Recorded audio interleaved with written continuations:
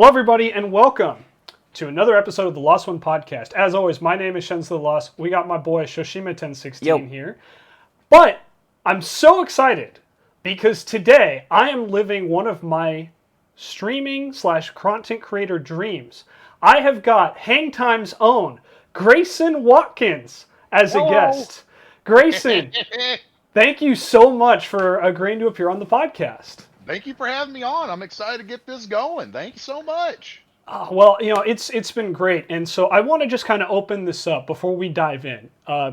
Last year, on January 1st, I sent out a tweet. I tagged Hangtime in it, and I said, my goal by the end of this year is to collaborate with Hangtime. We missed it by a couple months, but it's finally happening. We had a lot of stuff went on during those months. It was packed. It was packed. Oh, always. So, you know, again, I just want to tell you how much I appreciate that you took the time, you made the time for this, because you actually reached out to me before I had my surgery. We're recording this on March 12th. Yep. And you reached out to me, I think it was on February 5th, which was the day before I was having my surgery. And of course, I was going to be out because I was having oral surgery, so I couldn't talk.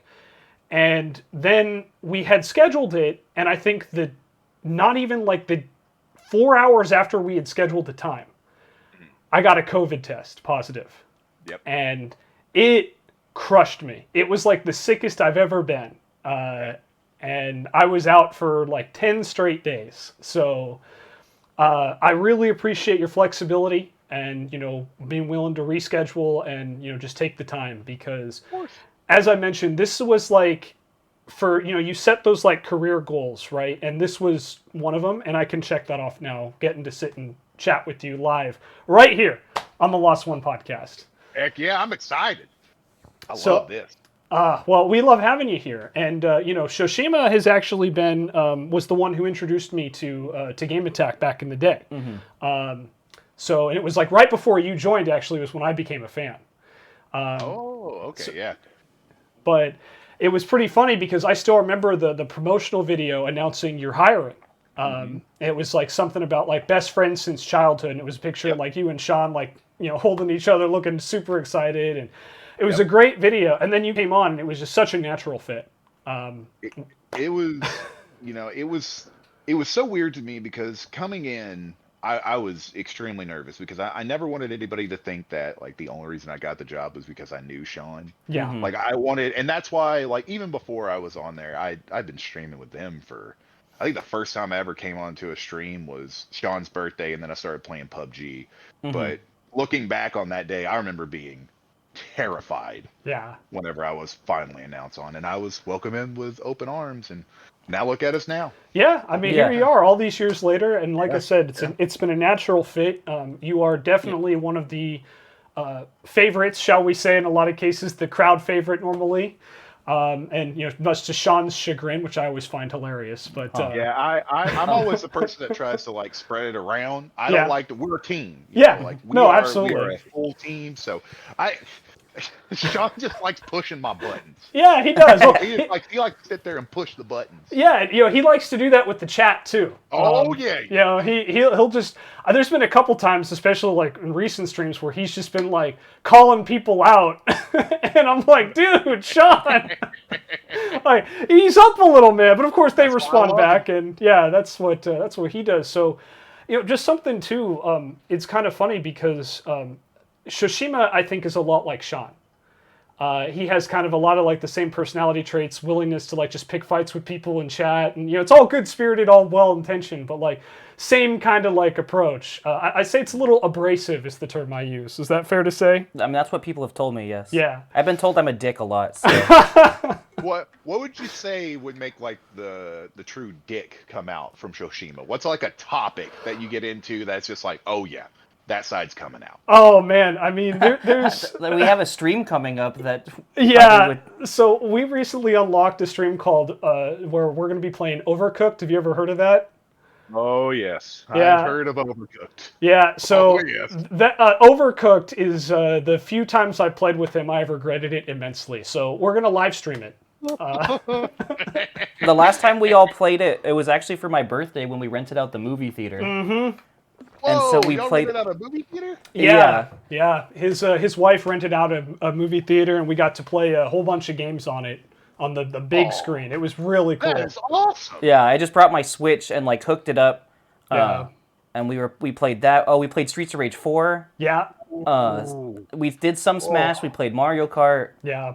Like, it was a good time. But yeah, we were playing Overcooked, and I'm sitting there in the movie theater, like, screaming at everybody. Yeah. And they're like, you need to calm down. I'm like, just don't fuck up. Then we'll be good.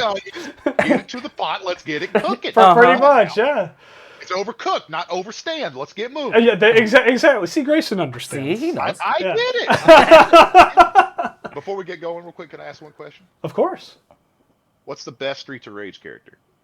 Who's the best Streets of Rage character? That's a good question. That's a good one, because honestly, I haven't gotten too... I remember playing the OGs, like, back in the day. Yeah. And I played all through 4.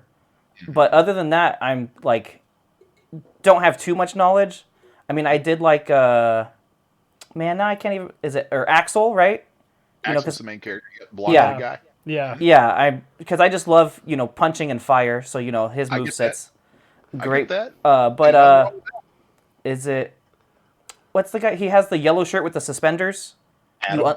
Adam, yeah, Adam's just looks dope. I love his character design in that game, too. Yeah, I think Adam was who I played when we got think together. so. Yeah. Yeah. So I'll have to go with Adam because like I'm a fake fan. Like I played it a couple times as a kid, but I'm not like a huge like fighter, even side scroll fighters. Yeah, We like to call them beat 'em ups. Yeah, beat 'em ups. Yeah. Beat 'em up. The main beat 'em up game I used to play was the Simpsons one in the arcade back in the day. Oh man, the Konami one. Ooh. Yeah. Ooh, that's a good one. Where Maggie gets kidnapped because she's like using a diamond or something as a pacifier. Yeah. Yeah. It falls into her mouth. Yeah. Yeah. So I always used to play as Bart in that one. So that was like my main like side scroll and beat 'em up. Yeah. Yeah, I was Bart with the skateboard. Yeah. Yep. Bart with skateboard, Marge with the Vac- mine was Homer and Marge with the vacuum. Yeah. Yeah. Marge Yeah. had the vacuum. Homer just punched people because that's what he did. And then Lisa had a jump rope. Yeah. Lisa had the jump rope. Yeah. All right, that is correct. My favorite character is Max. That's my go-to in all the Streets of Rage. Well, he's only in 2 and 4, but that's who I stick okay. with. Okay. And who's Max again? Can you refresh He's a me? wrestler. He's the giant wrestler. That Oh. That's right. Okay. Yeah, I remember That's him my now. favorite. Yeah, He's there my you favorite. go. Cool. Well, so as we can see, we've already gotten started. We've already slammed it, and we've already exposed me as a fake fan. I didn't even know the title. You're a fake fan. Hey, if you playing the game and you having a good time, that ain't a fake fan. That's just somebody having fun, and I'm down with that. Yeah, no, I just, I like to, like I said, I call it like it is because I know if I don't, I'm going to get called out by somebody, whether it's Shoshima, whether it's by Samurai Noodles, or whether it's by any of the people I've made friends with online over the years. They're going to call me out on it. So I always have to be transparent. My thing, Grayson, is I try to be as genuine as possible. So I don't hold back, and I'm just like, hey, I try to be nice about it, but like, yeah, I'm going to tell you, like, hey, and that includes for me. So yeah, I couldn't even remember it was called a beat 'em up, which I'm just like, okay. I There's haven't a even lot going on. I haven't There's a had lot anything to going drink, so I don't even have an excuse. Hey, Gabe, I'll give you one right now. You're hosting a podcast right now. You're doing host duties. You got a lot on your mind. You got questions that are coming up in the brain. I got you. Yeah. I got you covered. You're good. I appreciate it, Grayson. Thank you, because he's not going to show me any mercy. Like we've known each other for how long? Too long. There we go. So it's been over 25 years. Mm-hmm. So Oh, it's wow. Yeah. So you've known him about as long as I've known Sean. Yeah. Yeah, same. Yeah, a I lot was of the same. 4 lot of when we parallels met. there. Yeah. So it's been- Wow. Oh, okay. So y'all know everything about each other. well, not everything, but most things. Pretty much. Yeah. I mean, yeah. As much as you can. Yeah, You know. I think as much as you can know Yeah. something about someone else, but Yeah, I feel that. I feel that. yeah, man. But again, just so great to have you on, and again, I can already tell this is going to be a banger of an episode. But Oh, yeah. Grayson, I just want to ask you because you are, in my opinion, the expert on horror. Like when I think horror, you're the first name that comes to mind. I appreciate that. Thank you so much. Because you're such a fan, and every time you talk about it, like, I've talked about it on stream. In fact, actually, this past Friday, we were playing the greatest video game of all time, Resident Evil 2 Remake. And by you are correct. and by playing it, he was playing, I was trying not to crap my pants. Okay. Because I'll tell you the one thing I tried to play RE2 remake back in like October as like a special stream. I basically made it to the police station and almost had an anxiety attack. So it's like the one thing where I'm like I can't do it. So he's playing and he gets scared and then I get scared because he gets scared. And so as you can tell, like I'm not really big on horror with like high anxiety. But I love hearing you talk about it. And the reason why is because you are so passionate about it. It's clear that you love it from the bottom of your heart.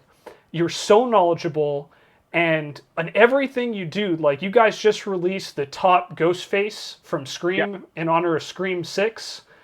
And I loved watching that video. I've actually watched it 3 times now.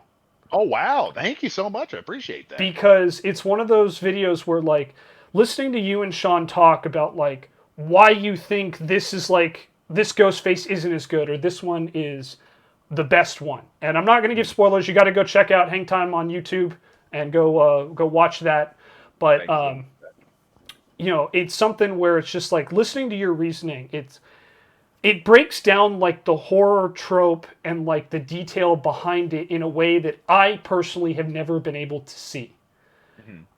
Because, you know, for me, horror, especially, you know, growing up as a younger kid who had anxiety, like horror kind of fell into one of 2 categories for me. It was either like, oh, here's like the same formula, or it's just a bloody like slasher film, right? Yeah. And hearing you talk about that has really opened my perspective to like the many different kinds of horror and the different things they incorporate in these films.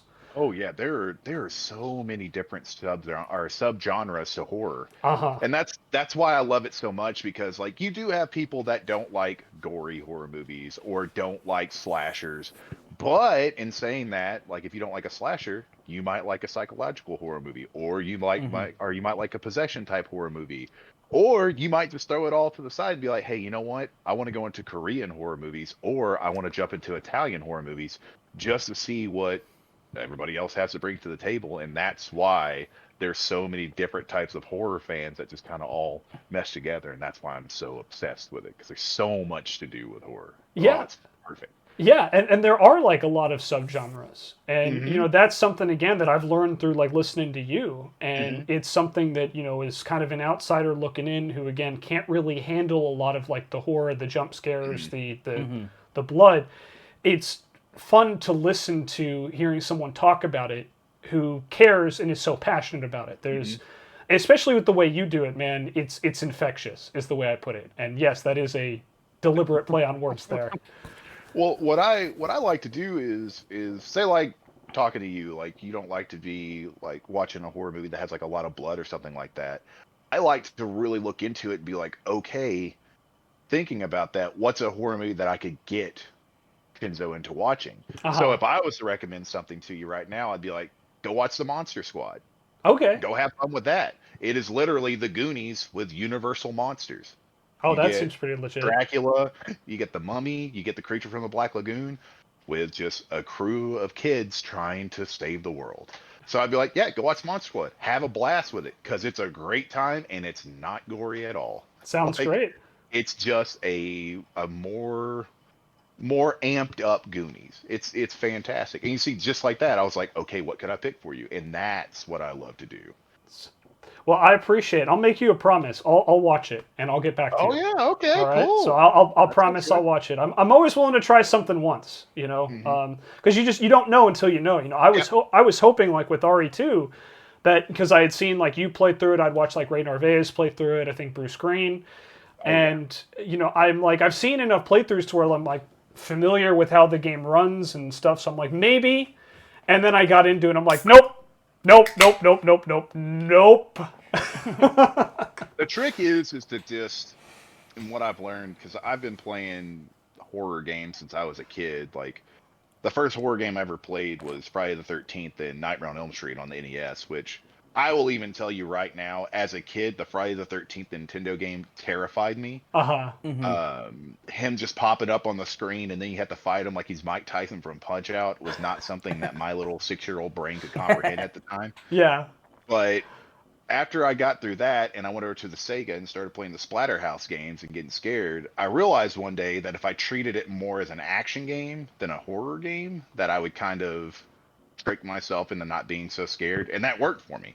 So the only time I truly get scared from video games is when you can't fight. So Yeah. games like Outlast and stuff like that, those are the ones that I'm like, okay, yeah, I'm about to get completely horrified. But if it's Resident Evil or Silent Hill or something of that nature, usually I'm good to go because in my brain I'm like, this is just action. Like Yeah. I've got this. I can handle this. That's pretty cool. That's a nice insight because yeah, like for me, it's the suspense. So Oh yeah. where I ended up having to like call it quits in RE2, and Shoshima made it a lot farther than I did when he played it on Friday night. I basically, it was when the zombies were trying to break down the window. Yep. And then it was like I walked past one and then like one broke through and just like I like jumped out of my seat and like almost fell over and was like, nope, I'm done, can't do this again. So it's that like suspense, and that's how like there's a lot of like good horror in it, and Yeah. because RE2 does keep you on your toes, like Especially with Mr. X. yeah, well, we haven't even gotten to Mr. X yet Yeah, not in the yet. playthrough we're doing so far. But Woo-wee. do you remember in the library where if you like try to walk around, you'll just fall through the hole into the pit with the zombies? Yeah. Oh, he jumped out of his seat and I almost flew off this couch like this way when he did that. That makes my heart smile right there. I gotta tell you, hearing stuff like that makes my little horror-loving heart just. What he didn't mention to you was I'm sitting there up top with my handgun, like attempting to pick him off, and like, haha, I'm so smart, 200 IQ, like sitting up here. So they already know where the fuck I'm at, and then I walk over to the side and fall through. Yeah, exactly. Oh man, that makes me smile. I love it. Oh, it's phenomenal. It's honestly some of I think the best content we've ever created together. It's been pretty cool. Between that and me getting lost, and then I got so like in the zone because I'm looking for zombies, I missed a whole fucking staircase Oh to yeah. go to the third floor. I have like- that issue with ladders. Uh-huh. If there's a ladder in a game, I will miss it about 25 times and get lost for about an hour and a half. Well, hey guys, stop stepping on my shtick here. It's Shenzo the Lost. That's my thing. Come on. Yeah. My bad. My B. No, you you get- that one, you say it. You Hey, got I was you guys on your are good. stream. I was just representing. You know what I'm saying? I know, right? Well, I mean, to be fair, yeah. When you do play, it is on my stream. So, but yeah, it's great, man. But like, yeah, I never would have even considered playing RE2 Remake if it wasn't for like your endorsement, man. Because when you played it and you put it as the greatest game of all time, and then of course Chad agreed with you, it ended up winning. And it's hard to argue, like, from someone, I love video games, so something you may not know about me was I actually aspired to be a video game designer at first. Oh, I didn't know that at all. That's cool. Yeah, and I actually went to school to study video game design originally, and I ended up washing out of the program. So it just wasn't meant to be, and yet somehow I found myself in computer science anyway, because life's funny like that. But it is something when I like look at a game, I look at like all the work that goes into it, what makes it a good game. And so even if I'm not necessarily a fan of the horror genre, when I look at like RE2 Remake, it has like everything that makes like a good horror game. It has the zombie elements, you're low on ammo, the surprise with the windows, Mr. X, the terrible police chief, and two really great protagonists in Leon and in Claire. And it's just over and over again. Top the graphics, the level design, the puzzles, like they're all really, really well done and well made. So I look at it and I'm like, even as someone who again basically made it to the beginning of the game, the police station, and I know, they're like, hey, you can start playing the game now. You're like, I'm good. yeah, like I can recognize that it is an incredible game. You might actually like RE4 or Village then, because Village and RE4 are way more action games Action-based, than they are yeah. horror. Yeah. Yeah. So you might get down with Village because literally, like, there are scary moments in Village, but it is 90% of that game is I need to get my guns better. I need to have enough ammo to take these guys down. Yeah, So yeah. I think that you would really dig 4 and Village because I'm I can't really say much because I don't get scared by much, but like, 4 was not scary at all to me. The only part that got to me was Del Lago, and that's just because I'm afraid of water. Yeah, Other and than that, Yeah, it's funny because the games I've been recommended are 4, 5, and 6 because they're like Yeah. the action Well, yeah, versions of those games. 5 and 6 especially. Yeah. When you do co-op yet too. Yeah. You know. Yep.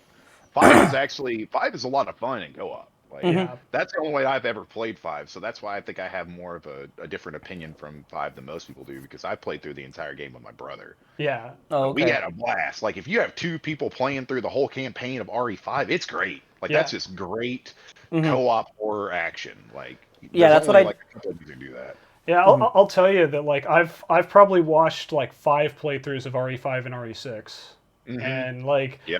we talked on our previous Resident Evil podcast a couple weeks ago about all the issues with RE6, but like Yeah. we kind of concluded like if you look at like RE6 as a game, it's like if you go into it expecting like a like I don't know like a Resident Evil 2 or Resident Evil 7, you're gonna be disappointed because that's not what it is. It's a campy action game with horror elements. And Yep. I've watched. I'll tell you, like I think I've seen like Bruce and Lawrence play through it, Ray and Chibi, and it's one of those games where like, man, this just looks like dumb fun. Every time I watch it, it just looks like dumb fun. Like RE6 especially, like you have a character in RE6 that literally uses his hand and feet as a weapon. Like Yeah. Jake Uh-huh. is mainly a melee character. Yep. So Yeah. and he has like different combos that you can charge up. Like it's a Resident Evil game and you're pulling off combos. Yeah, So, yeah. like, yeah, it is not the greatest game, but I don't think it's gutter trash as most people think. Yeah, it's a fun game. Just yeah. Exactly. The Resident Evil Exactly. name. Yeah. Yeah, doesn't- if it didn't have Resident Evil on it, Uh-huh. then I think people would be like, hey, you know what? This is a pretty good game. Shoshima said the exact same Yeah, thing. and like, 100% agree with that. Yeah. 100% agree. I honestly couldn't agree more. Like it's one of those games where like they just threw Resident Evil characters in it, and we've often made fun of it. But like in Resident Evil 5, Chris literally punches a boulder. Like A like lot. yeah. So I know, and they bring it back up too in Marvel vs. Capcom. It's great. Yeah. Oh yeah, and the third one isn't that the one that Chris is in? Chris is in the third one, but I'm talking about Infinite. Oh, I never had to play Infinite. Yeah, in Infinite, if you pick Hulk and Chris, because Hulk has a nickname for every character in that game. So if you that's call cool. Chris in, like while you're doing a combo, he's a rock puncher. And then Chris comes in. It's pretty good. I great. like that. Yeah. So I mean, even Capcom is like willing to poke fun at that. Oh, yeah. And You it's have to. yeah, because it's like, look, some stuff is just campy and ridiculous, and like, look, I'm a superhero fan, okay? So like, campy and ridiculous is like what I live for, okay? So, it is what it is, and again, like I do appreciate your recommendation though, Grayson, because it's like, yeah, like you said, there's many different types of horror. There isn't necessarily like suspenseful horror or slasher films or whatever, but it's like there's different strokes for different folks, and Yeah. I'm really I, hoping I can find something I enjoy. There's there's so much stuff to pick out, but the reason why I became so invested into horror is because I told y'all before we even started this, I was watching horror movies as like a 6-year-old kid. Yeah. Which should I have been? No. Did I?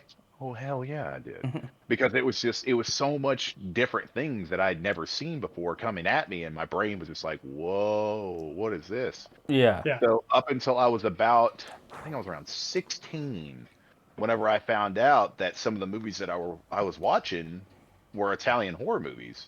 And it just never clicked with me. I was like, man, I just thought that it was just like a bad VHS and, the audio track was just weird. But no, I was watching Italian horror. So I was like, well, let me jump over to Italy. Let me see what they got to offer me. So I took an entire summer and just watched nothing but Italian horror movies just to learn how they made movies. And just watching all of that.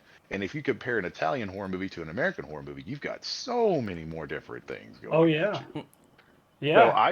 my mind was just getting to realize that, like, oh my God, all these other countries have so many cool things to really dive into, and being able to talk to people, because the internet was really popping at that time, Yeah. about all these other horror movies that I'm being introduced to. And then I find out how cool the horror community is because they're so inviting and they're so friendly, and most of them are hardcore wrestling fans, which is really funny as well. There we fit in go. with that too. So it all just kind of melded in. Yeah. It's pretty crazy too because like we talked about it a bit before we started recording, but like there's also like the Korean horror films. Yeah, yeah. You had the producer, right, who brought over The Ring to the United States. Yeah. Roy Lee. Roy Lee. Roy Lee, Yeah. Roy Lee. And if you have not checked out that episode of the Hang Time podcast, like that, if there's one episode, and there's a lot of good ones, but like Oh yeah, there is. this one is just like an hour straight of like inside knowledge on like the movie business, and specifically with like bringing over horror. Yeah. And Roy Lee has been like involved in some of like the biggest horror films in the United States. Like he has his name attached to so many, and they kind of address all of them. And he talks like in detail about like all of them. So please, if you get the opportunity, go check out the Hang Time podcast on YouTube. I think it's also available on like Spotify and on iTunes. Sure But is. like, please go check that episode out because it is a sleeper of an episode. And my God, like, as someone who is not even like a big movie guy, let alone a horror fan, it's probably one of my favorite podcast episodes of all time. Like, it's wild because he talks about everything and he's not shy about it. Like, he is just like he's just throwing out stuff that was like, I don't even know if you can talk about this, but okay. Man, if you want to run with this, I'll go with it. Like he was announcing projects that he was working on, and that like he was talking about the God of War project. Yeah. And it got announced after we got done with that. I was like, dude, are you even supposed to be talking about this? Doesn't he involved with the Horizon project too, right? I think so. I think he's involved with that. And he was even, at that time, he was talking about, like, working on Dead Space. Like, trying to get something going with Dead Space at that time, too. Yeah. So there's all this stuff going on, and you're just like, okay, man, like, awesome. Like, we brought you on to talk about Barbarian. We found all this other cool stuff. I know, right? Yeah. Like, You just throwing it at us, and I appreciate it. Yeah, it's a crazy episode, and it's just one of those things where I remember even like listening to it. I saw like the look on you and Sean's face, like when he was talking about some of this, and exactly like you described, it was like, are you sure we can talk about this right now? Yeah. And I'm sitting watching, and I'm like, is he gonna get in trouble for this? Like, is this something he's just allowed to talk about? And he kept going. I'm like, I guess so, because I mean, man, it was just so cool to hear like the process of like how he was trying to bring it over, because something about movies that a lot of people struggle with, and like we've talked about this too, like video game movies, like how it's just like for whatever reason a bunch of writers are like, instead of like drawing from the source material, they're like, let's just throw the name on it, we're just going to change everything about it. And that's where a lot of video game projects I think fail, is because it's like, I understand they're trying to like appeal to the general audience, but what they're presenting isn't even good. So you're upsetting the hardcores, and then the general audience doesn't care. It's like, okay. So listening to how he talked about like how important it was to like keep the spirit of like the films alive and then bring them over, and like we talk like The Ring, and I'll tell you, The Ring is one of the few horror movies I have watched all the way through, and I had nightmares after watching it for like weeks. 7 days, man. You gotta watch out. I can tell you that, it was like, and seeing the Japanese version too, or I think it was Japanese, right? Originally it was. Yeah. Ring U is Japanese version. Yeah, that was the Japanese version. I've seen both, and I'm like, yeah, he kept the spirit involved for the American audiences, which is really hard to do. We talked earlier about how like we're not writers, but and it is Monday Morning Quarterbacking to an extent, but it's like with the video game genre in general, it's just video game films. It's like there's just so many that are not good, which is really unfortunate.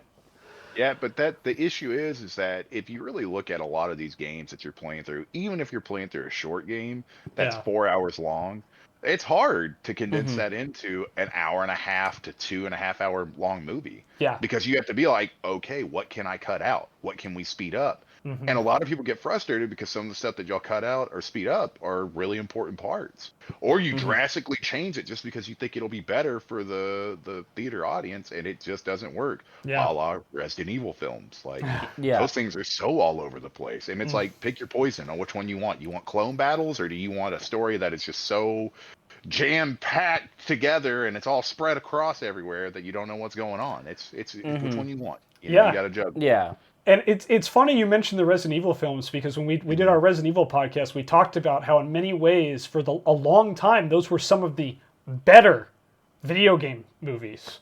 Yeah. and I mean, it's yeah. like there's a couple others that are up there. Like the Silent Hill film was pretty good. Fantastic. The Love that movie. Street Fighter film, I think from '94, it's campy, but Campy great. it's a good ride. It is. And but it's like outside of that, it's like up until we hit like Don't forget Mortal Kombat. Oh yeah, in that Mortal Kombat conversation. 2. Yeah, of course. So we've had like here or there, but then there are others where it's just like, oh, they're just so atrociously bad, they just don't do well. And then we've had like kind of a string of good ones with like Detective Pikachu, the Sonic the Hedgehog movies. Oh yeah, Detective Pikachu 2 is officially happening. By the Oh, way. that is happening. Oh, that's Okay. cool. Yeah, I didn't know that. I So didn't know that. yeah. Yeah. Shoshima here dropping knowledge. See, this is why I keep him on. The only reason. Every now and then he drops something really insightful that I had no idea about. So Hey, he's got his role. He got locked down. yeah, he does. I didn't even know that. So you just dropped that on me. I was talking about Detective Pikachu today, actually. So Oh yeah, yeah. there's a sequel coming. That's awesome. Yeah. I love that. So we've they're getting better. I think they're kind of figuring it out. And there's been like shines and moments. Like Grayson, have you seen like the Netflix like Resident Evil series, the one where they basically like just changed everything over? So I looked at it for a while. I really did, because I am a glutton for punishment. If it is horror related, Yeah. I'm going to either watch it or try to find some way to like get as much on it as I possibly can, because I don't like to judge stuff before I actually like sit down and watch it. Yeah. It's messed up. Like, you shouldn't do that. But I had a buddy of mine who is a diehard Resident Evil fan who told me, "Hey, I know how you are. I know what you look for in the movies and the shows that you watch. Please do not watch this show." Yeah. So I cannot pass any judgment on it. Okay. I was just told not to watch it, so I was like, okay, I Well- won't watch it. Well, I have watched it, and the story is not good, unfortunately. But I will say this: that the cast really tries to do the best with what they're given. Yeah. They're just not given a lot, and Yeah. that's kind of the unfortunate thing. Is it's like, well, I wish it had potential, I think, but it's not good. It's not well done, and it's just again another example of like, man, you're trying to do something new, while kind of like putting back towards like the source material, but you just need to commit one way or the other, in my opinion. You either need to go like all in on the original source material, or you need to go all in a different direction. Yeah. And that's the one thing, like with the Resident Evil movies, as bad as some of them are, I'm like, at least they went all in on like the Alice story. Yeah. And I'm That like, is true. and they did interweave some of the other characters. Some were better used than others, but like Carlos plays a really good role in those movies. Like, he's fantastic. true. Claire plays a really good role. Chris was a bit weird, but because so was Barry. So was Barry. Is weird. Yeah. I think Leon shows up for like 5 minutes in one of the movies. I can't remember. He might be in the same one with Barry. I can't remember when he shows up, but I know Yeah. he's in it for a little bit. For some reason, I thought it was the fourth movie that he shows up, but I could be wrong. Yeah, it might be, but I can never remember where he shows up, but or if he does.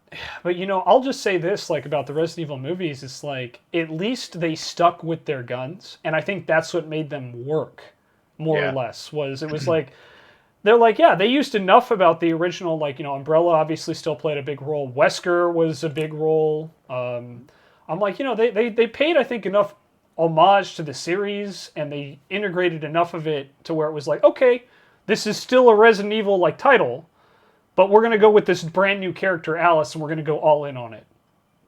And I'm like, hey, you know what? I think that's why it worked personally. Yep. I mean, they brought in a new audience. I mean, some of that audience may not have known it was a video game. And just like, hey, I like the story. I like this Alice character. I'm having fun with it. It's got action. It's got horror. It's got both of them melded in. I'm good. And It's then got I just went with that. It's got an awesome laser hallway. Yeah, that is true. Yeah. Like, I will go out there and I will say that I think for what the first Resident Evil movie is, because it's not like the game, Yeah. but for what it is, I do respect what they were trying to do. Yeah. And I do think that in the video game movie adaptation list, like, I think it's in the higher parts. Like, I don't think it's goated, but I think it's like upper mid tier. Yeah. As far as video game movies go, because I can watch that. Yeah. And just be like, okay, I respect you for what you are. But I've always said if you want to make a good Resident Evil show, and I know they've already made a TV show, so a lot of people are like, Grayson, they've already done that. Yeah. But if you gave Resident Evil 1, like you take the story from the first one, and you break that down into 6-hour-long episodes of them going through the mansion and exploring everything, and got good special effects on it, and really shut up the production on it. Yeah. Oh my God. Yeah. You would have a killer show on your hand. Yeah. Like the first Resident Evil story is packed. It's Yeah. awesome. Yeah, I would also echo that for RE2 as well. Yeah, you could do that with all of them. Yeah, I think that would be a great formula. And again, we're kind of Monday morning quarterbacking here, but 100%. Also I think we're all fans, and I think it comes from a place of love. We're not crapping on things to crap on it. We want it to be better. Yeah. 100%. And we did a Silent Hill podcast last week, and Silent Hill is one of those franchises that like it started off strong, and then just yoink, and they got 3 new games coming out now, and we're like, we ended the podcast basically saying like myself, Samurai, and Shoshima were like, we want this to succeed, like we want this to do well. I do too. I will fight for horror movies or horror games or horror shows all day long because I want all of them to do well. Yeah. Now there's gonna be times where like it just doesn't click with me. I've had many movies that people love that I just don't, I can't get down with, like The Babadook. I know a lot of people love The Babadook. I can't watch it. I find it boring. But even that, I'll still say, hey, I respect it for what it is. It's just not for me. Yeah. Just because, like, I might not like it, but there's other horror fans out there that love it. Yeah. I didn't like the last Halloween movie, but I know that there's Halloween fans out there that absolutely loved it, and that's cool because no matter what, you're still going to be able to talk to me about horror, and I'm down with it. So. Yeah. Yeah, and like that's in my opinion what being a fan is all about, right? And whether it's video games or horror movies or books, and to me like that's where the line is drawn between like fandom and toxic fandom is, are you criticizing it just to criticize it, or are you criticizing it because you want to make it better? Yeah. And so like for me, I'm a big Marvel fan. Longtime listeners to the podcast will know that we have a whole like subsection dedicated just to Marvel films. And I've found that a lot of the criticism recently has not been to make the movie better. It's just to crap on it. There are valid criticisms of recent Marvel films, mainly to do with like CGI and maybe some like length issues. They do like Spy Kid films here lately. It is weird. Yep. It is weird. And again, I think that there are definitely fair critiques in there, but like I watched like Ant-Man, the new Ant-Man film, and I saw the reviews for it, and they were brutal. Oh yeah, they're. I will say it looks like Ant-Man's getting just pounded on right now in the reviews. And it's crazy because I went in and my buddy Hiseo and I watched the movie together, and we walked out and we went, I don't understand the hate. Because it is an Ant-Man movie. Like, I'm not going to pretend it's like the greatest film of all time. Yeah. But for what it was everything I needed as a fan. And I'm like, I thought it was solid. So it's kicking I don't off know. the next phase, isn't it? Isn't this the beginning of the new phase? Phase 5, yes, sir. Yes. So yeah. That makes sense. I mean, you got to start somewhere. So you can't always start out strong. Like there's got to be some start to it, and it's got to be. It can't be as bad as the reviews that I'm seeing. But yeah, like everybody has critiques. Like my critique on the Marvel films, the only reason why I haven't been into them here lately is one, after Endgame, I was like, man, that was a good ending. Yeah. Yeah. That's a good ending. So it's hard for me to jump in because I already invested so much into the beginning. Yeah. Endgame is what number of the MCU movie? I think it was like 22 or 23. Yeah. So I'm 23 movies deep. So after that, I'm like, because I watched all of them. Yeah. And now I'm just like, okay, I can't watch them all. There's so much stuff coming on. Yeah. Not only, I was going to say, not only that, they have all the Disney Plus shows now. Exactly. Yep. So there's so much content to throw into my brain that I'm like, I can't keep up with this. But my main critique on Marvel, and I know we're off topic, but it's fine. I don't talk about it. You're all good. You're all good. I love talking about everything, so I'll go all over the place. Yeah. But my main issue with Marvel, and I've said this since Endgame, they have not had a villain, and I haven't seen Kane yet, but they have not had a villain that just really hit me and made me be like, yo, I fear this guy Yeah. or this woman. I fear them. Now I will say, Scarlet Witch in the Doctor Strange movie, Uh-huh. she is Multiverse of Madness. incredible. Yeah. She is intimidating. She is Yeah. Uh-huh. very intimidating in that film, and I loved it. And I was like, yo, that was cool. But other than that, you don't have that villain just coming in and just snapping everybody away and being scared of them. And that's my problem is Yep. you bring in a villain, you kill them off.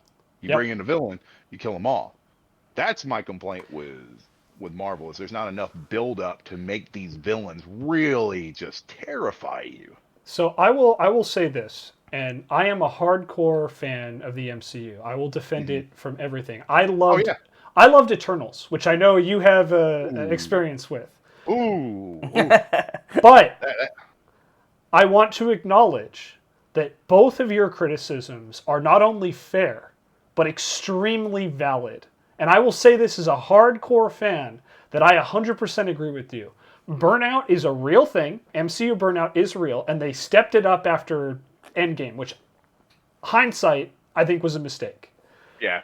Second, their villains have always been a source of weakness, and that's something we talk about a lot on our ongoing series. Is the Marvel villain problem is a thing, and you are 100% right that like how many notable villains has Marvel had in at this point? What 13 or 14 years? I think we're in year 15 of the MCU, counting the original Iron Man in 2008. Yeah. How many villains can the casual fan name? Probably two. Thanos and maybe Kang now. Yeah. Or Loki. Loki, yeah. Yeah. So it's I mean, even then, you've got a couple like Warmonger. Is it Warmonger? Killmonger. Killmonger. I yeah. always want to call him Warmonger. I don't know Michael why. B. Jordan, yeah. Uh-huh. I will stand by the fact that it hurts me to know that they just killed him off at the end. 100%. He dominates that film. He Yeah. is incredible He's as a so- villain in that movie. He's so believable. good. Yeah. He's believable. Like you Yeah. believe that he is going to take over Wakanda. Like you Yeah. believe everything he's doing. And at the end of that film, when they kill him off, I'm like, oh, come on, like Yeah. just give me a little bit more of him. Just Yeah. anything. Like, what's up? Did you watch Black Panther, Wakanda Forever? I have not watched it yet. I Okay. was waiting for it to come to Disney, and now that it's on there, I'm gonna check it out. I've heard it's very, very good. Yes. I have not watched it yet. It's Yeah. a very emotional film. Oh, yeah. It really is a tribute to Chadwick Boseman. That's what it And needs to be. you know, it is. I will say this: it's like 3 hours long, so brace yourself for that. But I don't want to get into too much spoilers with it because I want you to enjoy it. But I will just say that it is an emotional tribute film to Chadwick Boseman. It should and be. You can really tell like how much the entire cast put into it, and you know, I think it's laying the foundation for something good, but we'll have to wait and see. So Well, I wanted to watch it in the beginning because it had Namor in it, and Namor's such an interesting character to me. So Yes. I really wanted to see what the MCU did with him. I But, you know, I would love to hear your 2 cents when you see it. oh yeah. I've got.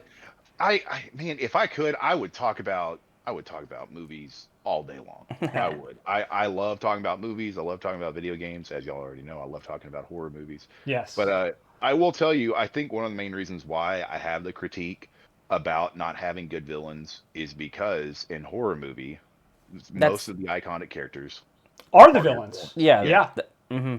So whenever you're watching like a horror movie, whenever you do have the villain burnout, it sucks. Like for instance, Jason Voorhees. You got 13 films with Jason, and at some point it's sad because you watch this guy that you've been terrified of. Like it scared you for so long, and then you end up watching a movie, a la Takes Manhattan. Jason Takes Manhattan.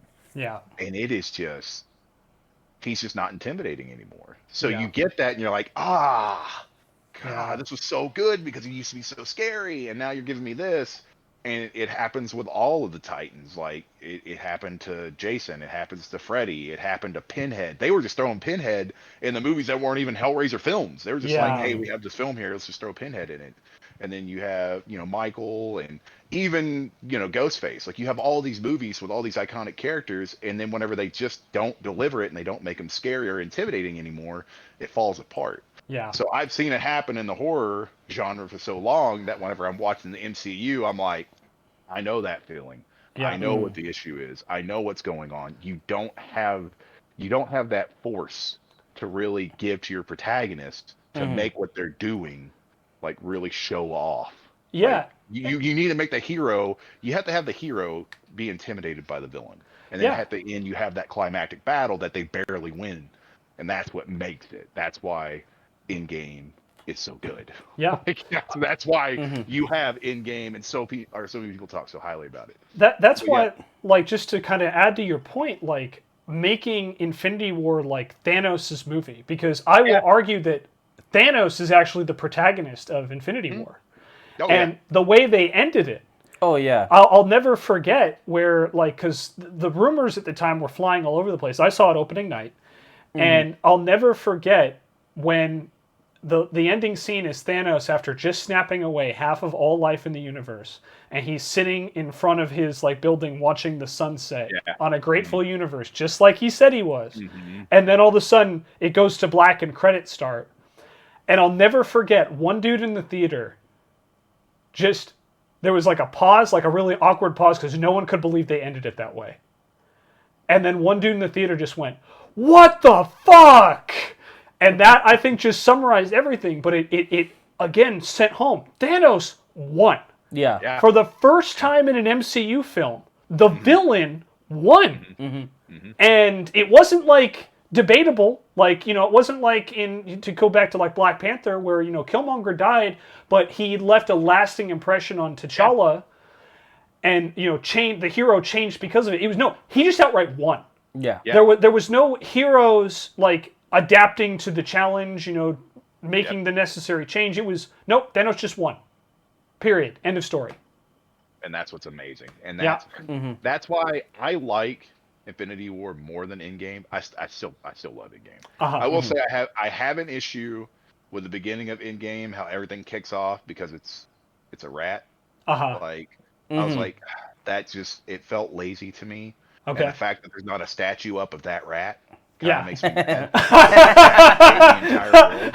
Like, He I don't care what did. anybody says. He did.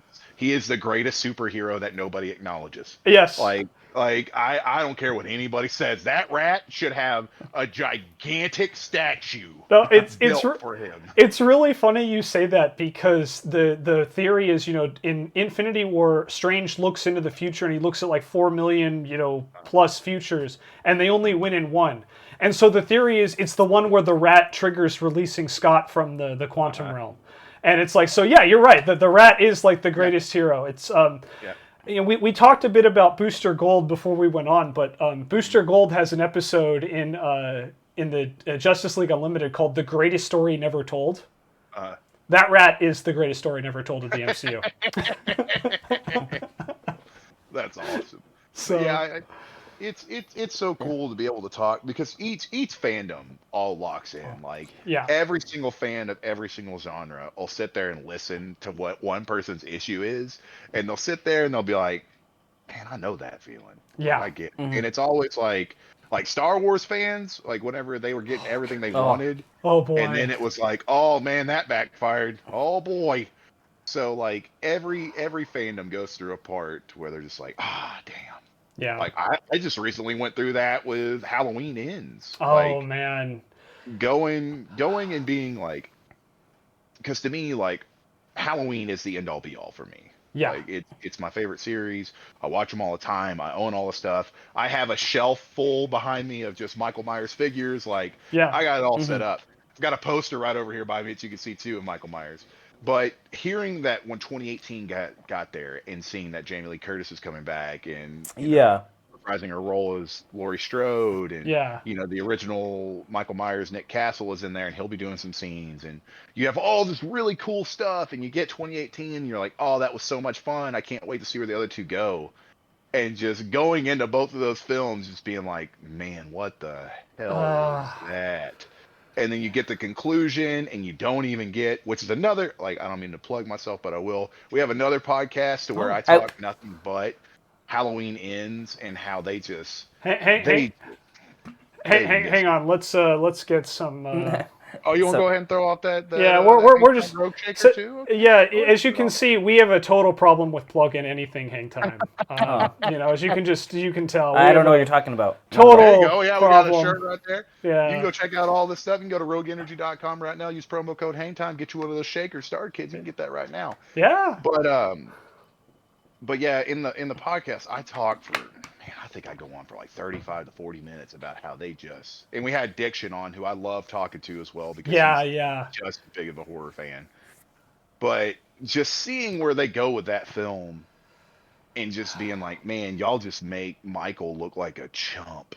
So Mm-hmm. whenever I'm looking at that movie and we go back into the whole villain thing, it's just like, man, like y'all had it. Like it was right there. You could have really just knocked it off with that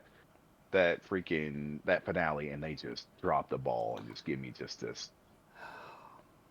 I don't want to talk horrible about it, but just a bad experience. Like I don't want to yeah. call it any names because I respect Well, everybody who worked on that film.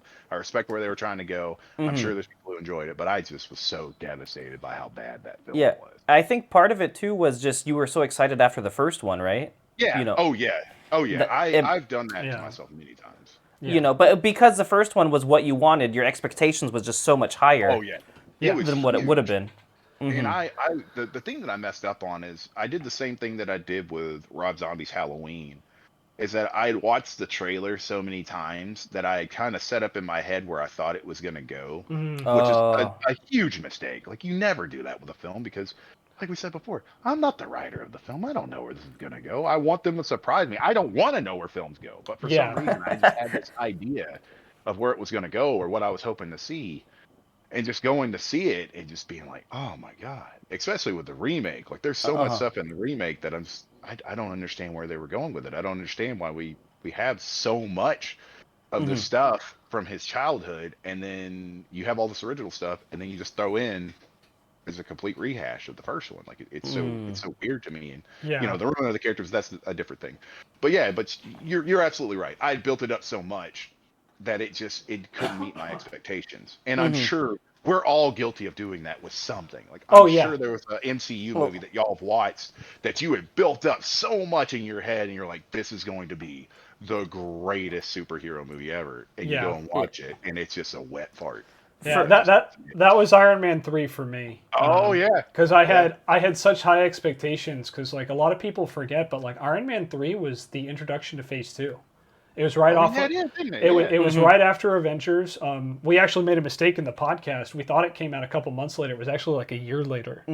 But it's funny because like that's exactly how I felt. Like it was Iron Man 3 was I went into it and it's like it's Robert Downey who's like just nailed Tony Stark. We're just Yeah. coming off the Avengers, which was a way bigger success than anyone had ever any right to predict it would have been.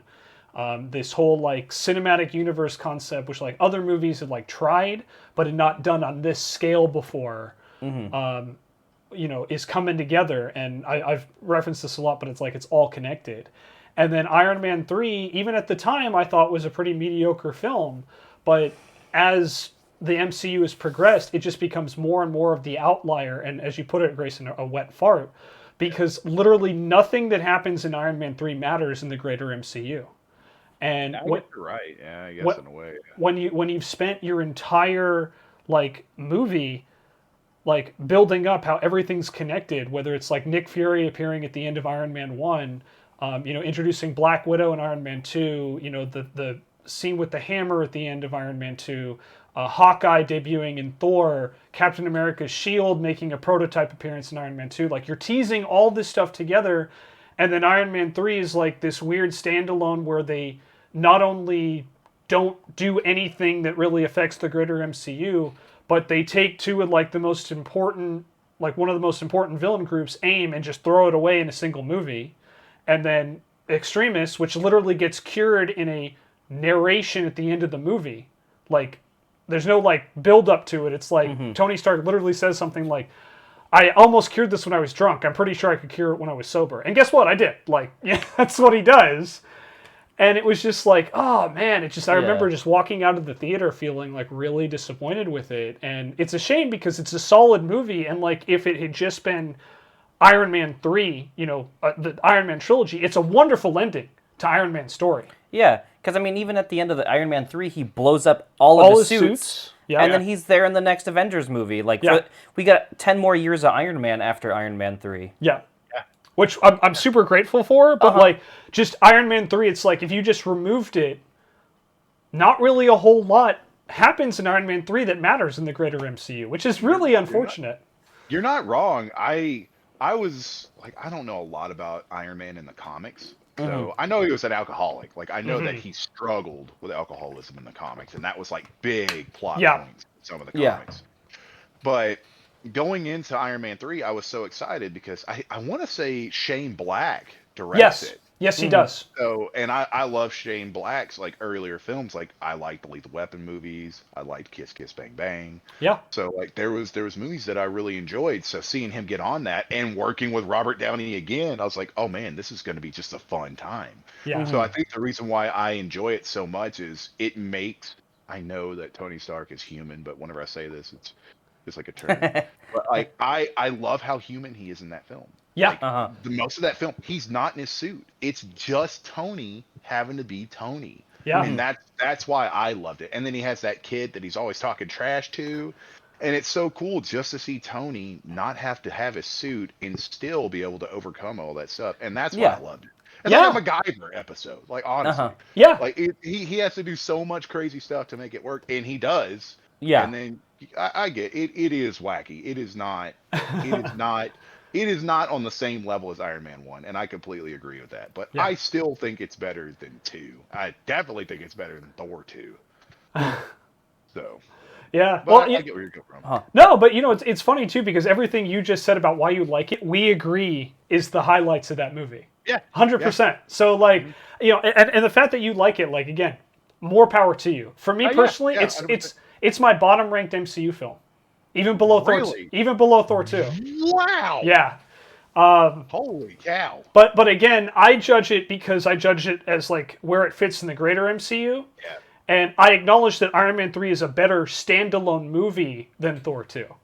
I don't think there's a question. But as far as in the MCU, it just feels like such a outlier. And Thor 2 actually does matter to the greater MCU. A lot of stuff that happens in Thor 2 actually does end up mattering. Even if they waste a really good actor as a villain, don't do anything with the villain, have pretty bad dialogue, and literally cause Natalie Portman to stop acting in They gave her cancer. MCU movies for a while. Yeah, they put her in the new one, so they did, but it took a long time to get there, right? And Iron Man 3 was like the first one too, like, because my wife, for whatever reason, didn't watch Avengers with us. Yeah. So she goes like really lost like the first like 30 minutes or so of the Iron Man. Yeah, because it is so tied to like Avengers. Like, a lot of what happens to Tony directly ties into his experience in New York. Yeah, I'll just never forget. She like turns to me like, "What happened in New York?" I'm like, "The fuck do you mean? What happened in New York? It was the whole. Oh yeah, you weren't there with us." Like, yeah. But that's kind of cool to be able to explain stuff to new fans. Like, one of my favorite things to do with Tiff is I'll bring Tiff into like horror franchises that I love. Yeah. And she'll be like, because I can't remember. I think I threw her into like Scream 5 with me. Like, we just went and saw it, and she's like, I don't know if I remember the whole story. And I ran through all of them, and I loved it. I was like, oh, cool, I get to talk to you about all of these. And I just did the same thing with Creed 3. Like, I told her the story from Rocky 1 all the way up to Creed 3, and she was locked in. Like, she couldn't stop listening. She's like, wait a minute. Oh, so okay. That's Apollo's son? I was like, oh, yeah. Yeah. He's got an amazing story. Yeah, we just watched the last 2 Creeds in preparation. We haven't seen Creed 3 yet.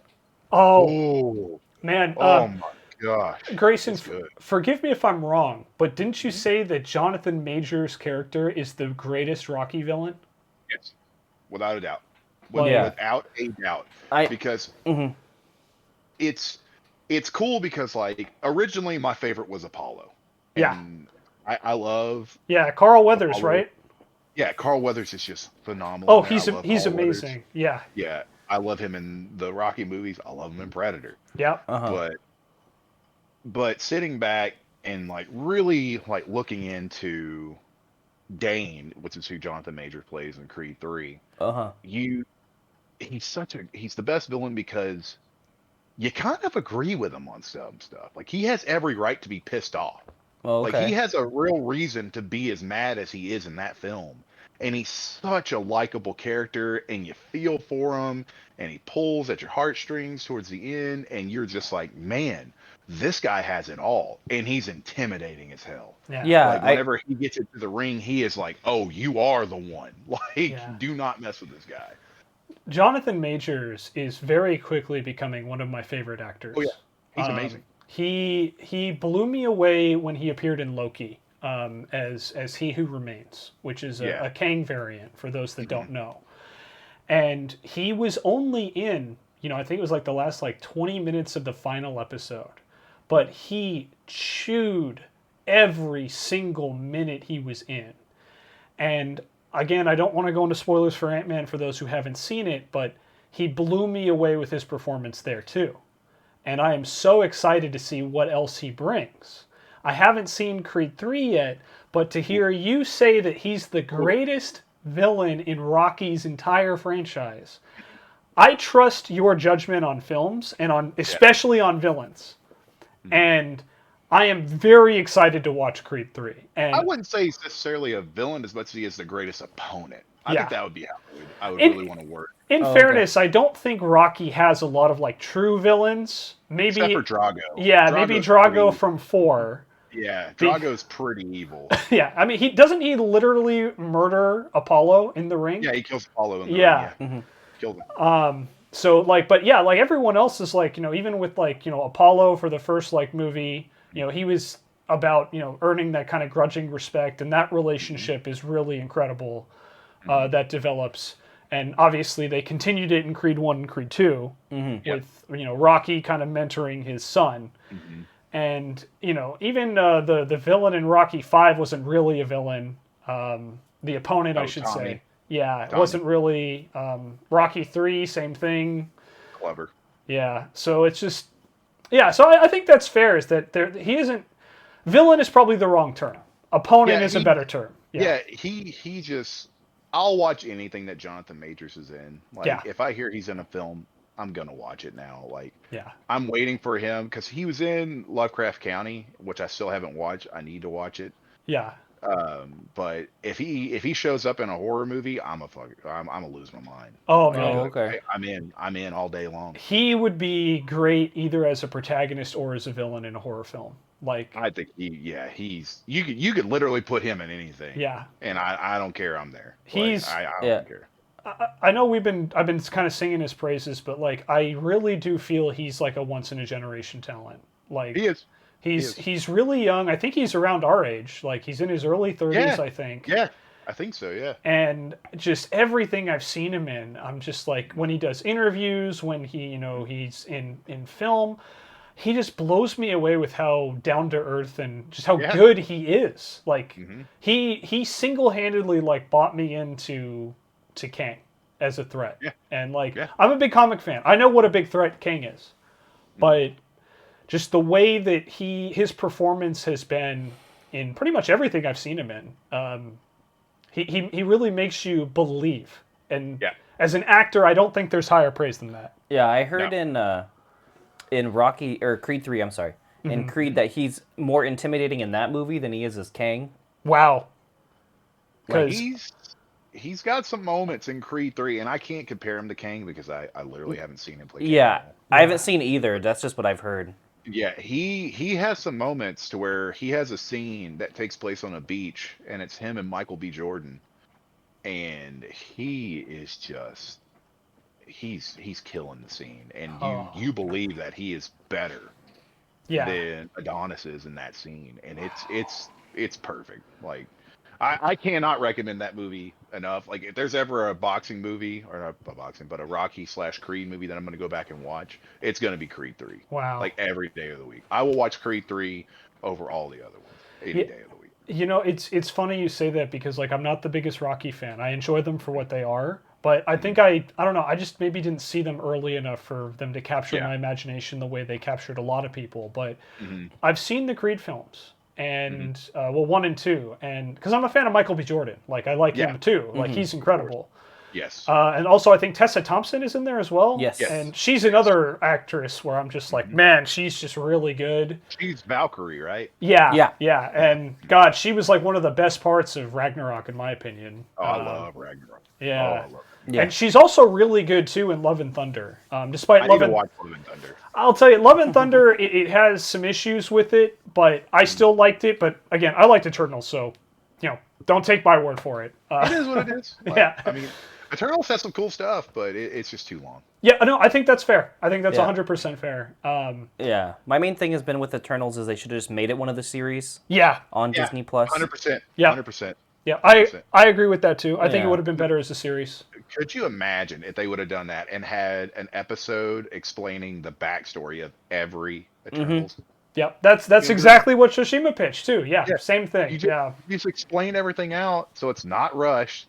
You care more for the characters, yeah, and then at the end you have that awesome fight. Uh-huh. And then Yeah. you have Well, and then when you, Yeah. when you have the twist, like Yeah. it's an actual twist. it hits you a know. lot harder It does. than it would have. Yeah, no, It does, yeah. I think that's fair. And again, I liked the movie, but as you guys probably can tell, I think that there are very valid critiques of it, and there are things that could have been done better for sure, 100%. Yeah, But- I'm the same way. Like we've said many a times, like there Yeah. are horror movies out there that I know that people will absolutely tear apart. I'm a humongous 80s horror fan. Oh, there Love you them. go. They're Yeah, cheesy, they're fun, they have awesome special effects. And I know that there's a lot of people that'll be like, I cannot watch this, but yeah, I'll sit there and I'll talk to them all day long about why I enjoy them. Like Yeah. I get it. Like I get it. Like I understand why some people don't like them. I Yeah. understand why some people do. Just like I understand why you don't like or why you do like it and I don't. Like, Yeah. I get it.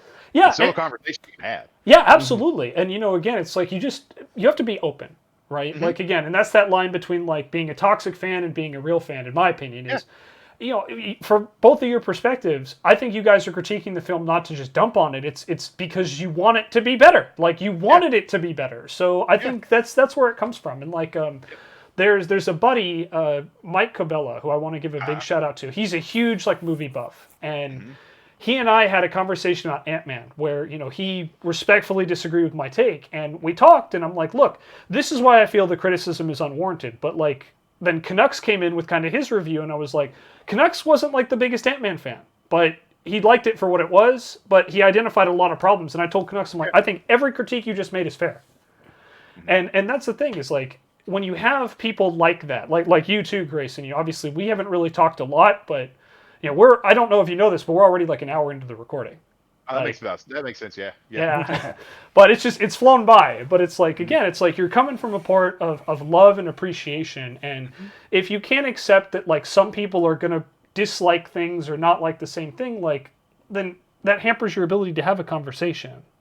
And, that's the thing is like, again, we're not big horror fans, but we have loved, like, I don't know, I don't want to speak for you, but like I have loved listening to you talk about like what you think the problems were with like Halloween Ends, or why you went into it and didn't like it so much. And I don't know, it's really cool. And then like to hear you talk about Doctor Strange, that's kind of like where our worlds collide, because I am also a huge fan of Multiverse of Madness.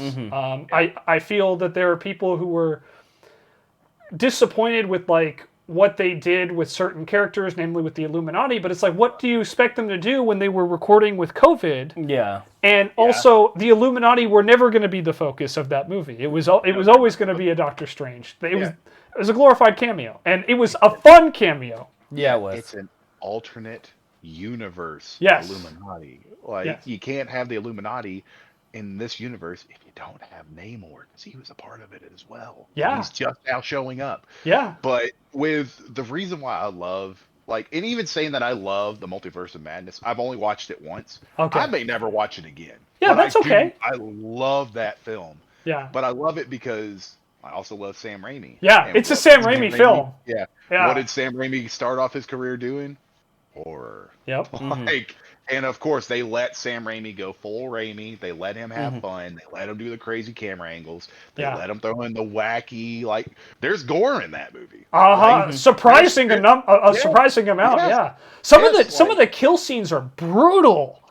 I remember, like, man, I was really taken aback because, like, we talked about at the beginning of the podcast, like, I'm not a big, like, gore fan, but I love the MCU, and I'm like, I don't know what it is, but, like, it clicked for me perfectly, like, everything. And then to see, like, Scarlet Witch just, like, covered in blood doing, like, the head Was it tilts. blood or grease because of the robots? Like, wasn't it technically grease? Yeah, but it looks like... Yeah, I meant Yeah.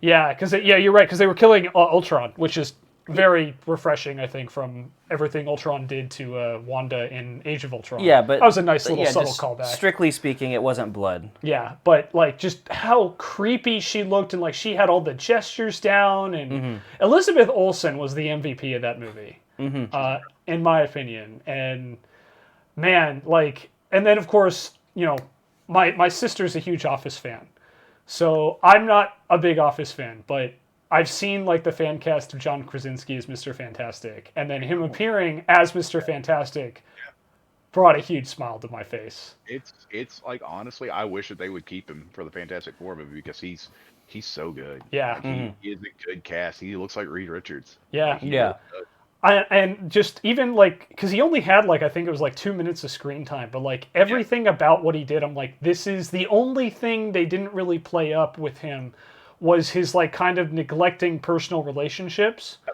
But I'm like, everything else he nailed perfectly. The way he explained in incursions, you know, what he tried to do with Wanda, talk her down, like everything was very much Reed Richards for me.